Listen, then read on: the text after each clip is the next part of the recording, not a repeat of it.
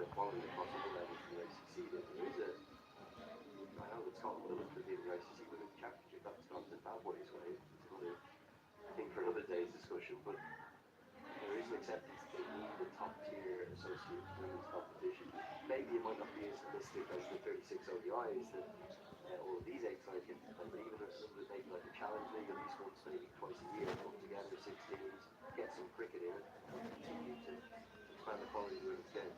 Yeah, no, for sure. We definitely need some help. I think some organisations do really well in terms of big pictures.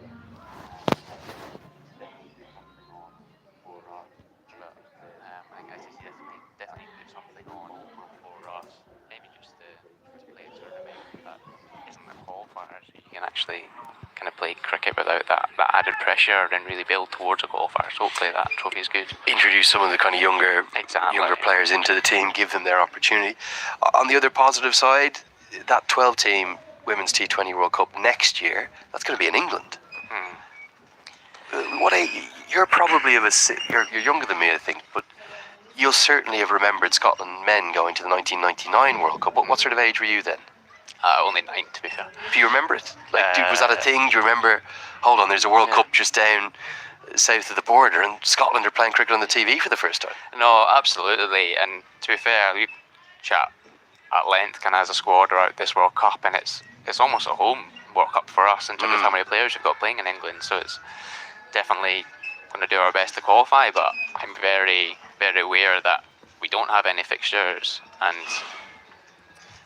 all the other teams seem to have fixtures, like Holland are playing against USA, like Thailand are playing games. So we're going to have to work really hard in the next few months to make sure we're ready for that qualifiers, because I've said it all the time that the qualifiers are hard. They're absolute dogfights, and teams are going to catch us up. Yes, we qualify for the last one, but we aren't going to be played as much cricket as the other teams in that time, so hopefully that we can still be ready. And there's never a guarantee, is there, at any of these qualifiers? You're rightly saying, well, Scottish cricket and heartbreak at global qualifiers is almost a story as old as time, 2018, 2023 in particular for the men.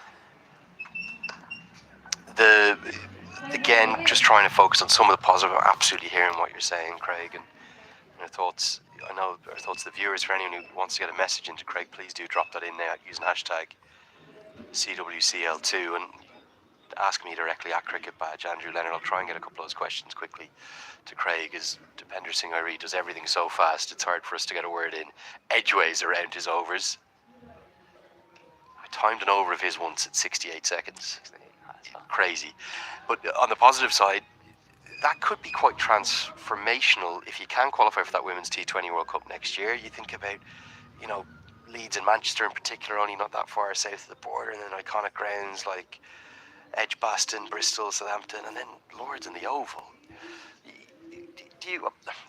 I know you want to focus on qualifying first, but do you feel you could go to a tournament like that and really, shake up the cricketing world in those conditions? And as you say, so many of your squad are playing cricket down south of the border, many of them as full-time professionals too. Yeah, no, lots of them full-time professionals playing for almost all the regions, which is excellent. And they're getting really good cricket down there, and yeah, obviously I'm going to be the coach's line and try and get there first. But I think if we were there, I think we could definitely ruffle some feathers. And I think people who know the women's game would agree with you. I think so. I think they would say, well, hold on, particularly in those conditions. Yeah, I think so. And to be fair to the players, I'm actually more excited for them to actually play in front of their family and friends, and hopefully all those people will get down to see us. And it is probably our only regret so far in the last World Cup in the UAE. I don't think we played as well as we could. Reverse sweep, really effectively played by Finlay McCreath. I was told before he debuted he's got every shot in the book. He's really had a fantastic start to the international game, hasn't he? Yeah, he has. And I was listening to the commentary when Liam Sweeney was on, and he says to hit the ball down that hill. Not that Liam would know, but Finlay's obviously remembered that, because that is where the ball travels fastest. So he's made use of that well. Doesn't it just? What about the Scottish women, the domestic game here? I know kind of the majority of your squad is actually playing down in England, the kind of higher echelons, but is there a growth in the women's club game? And at youth levels, is there an appetite for the game to expand? No, absolutely. I think it's quite a big part of my role now is obviously quite a lot of the girls are down in England, but it's given me a great chance to work with the best club cricketers in Scotland and the Scotland-based kind of squad. I think we've got an 8-team Premier League, of which the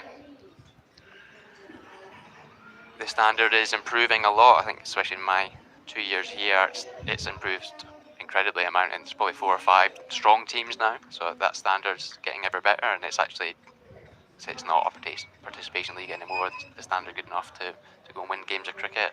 And I say the most positive thing about women, especially in Scotland in cricket, are I think they're choosing cricket now, like the best athletes, and we're obviously competing with football and hockey and all other sports, but a lot of the young girls are choosing cricket. You can just see when they rock up the training, they're really athletic already, which is really encouraging. It's a great campaign, I think, from the Cricket Scotland development team. I don't know, was it last year, a couple of years back, for train spotting fans? Not choose life, choose cricket. Yeah. Loved that, absolutely adored that. We're just going to keep you for a couple more hours because we are getting a few questions in. It's got Craig Wallace, the head coach of the Scotland women's team, of course, former men's international. 25 bowled. It is halfway through the first innings, 129 for 3. Just want to ask you personally about the men's team. You're still a young enough man. You could easily still be playing out there. You've officially retired, though. You don't harbour any aspirations of ever going back. How is the men's team? How much do you stay engaged with them? Where are they at the moment? Yeah, no, not officially retired, but I definitely do not see myself playing, no. Oh, you're not officially retired? No, I don't think I ever would. I'll write the press release whenever you need it. But no, I think they're in a really good place. I think they obviously got a really important summer, which is hugely exciting for them, and I think they've got a really good balance of a few of the more experienced players, should we say, with kind of Barrington and Leask and Cross, but some young ones coming through. I've been really impressed with Davidson and Jarvis, and was it Brandon McMillan's been absolutely incredible since he's come into the team and kicked me out.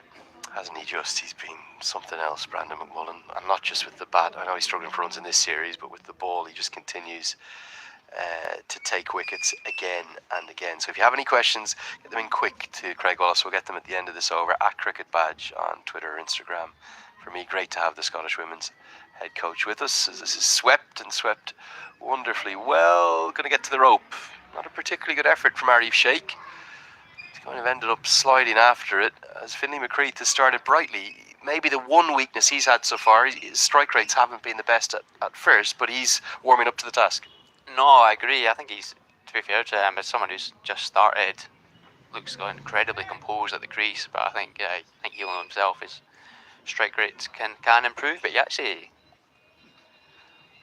from when I've been watching, he looks to start really well. He gets to kind of 15-20 really quickly, and then maybe slows up a bit, so hopefully he can just keep this pace up and really get that score pushing up towards the 100.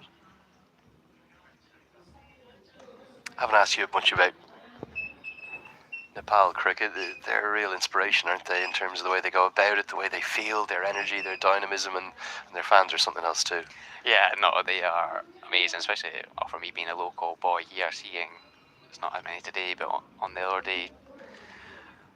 Hammered away, Barrington's favourite zone yet again, as Irie takes a bit of punishment now too. Barrington has really pummeled that leg side. 4 more.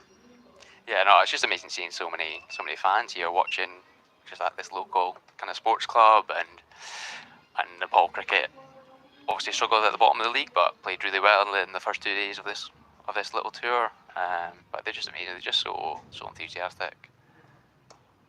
Play cricket the right way as we see a great stop. Going to be 50 for Richie Barrington, and it's another bounce back to form from him. A century made against Netherlands last